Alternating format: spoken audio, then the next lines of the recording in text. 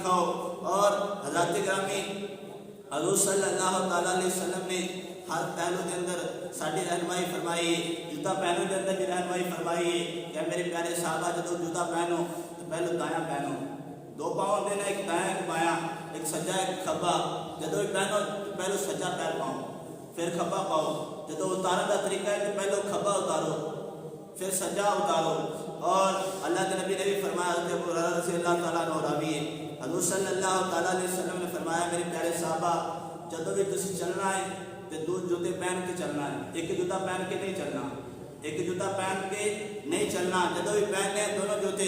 اگر ایک جوتا ہے تو پھر دوسرا بھی اتار دو،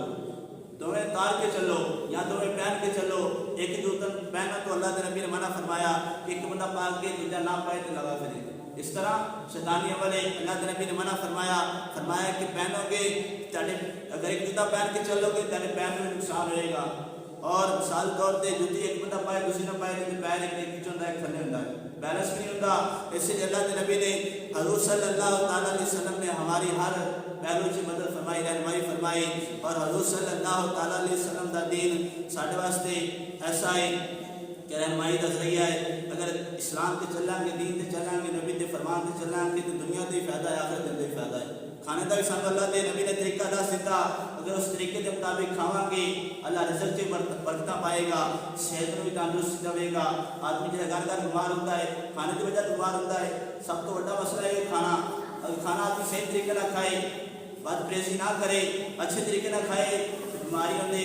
بہت کم چانسز بیمار ہوئے گا۔ اور پھر بھی اللہ رب العالمین کی طرف کوئی آزمائش آئے، بیماری آ جاتی ہے، لیکن وہ بیماری سے ڈرنا نہیں چاہیے۔ اللہ رب العالمین سانو حضور صلی اللہ تعالیٰ علیہ وسلم کے فرمان پڑھتے ہیں زندگی گزارنے کی توفیق عطا فرمائے۔ شاعر نے حضور صلی اللہ تعالیٰ علیہ وسلم کے عاشقاں محبت کرنے والے نے بارے نصیحہ،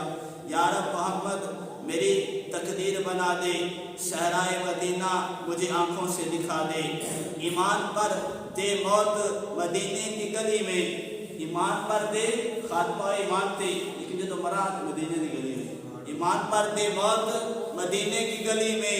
مدفن میرا محبوب کے قدموں میں بنا دے۔ اللہ رب العالمین سانو حضور نال پکی سچی محبت عطا فرمائے، آمین بجاہ نبی کریم۔ السلام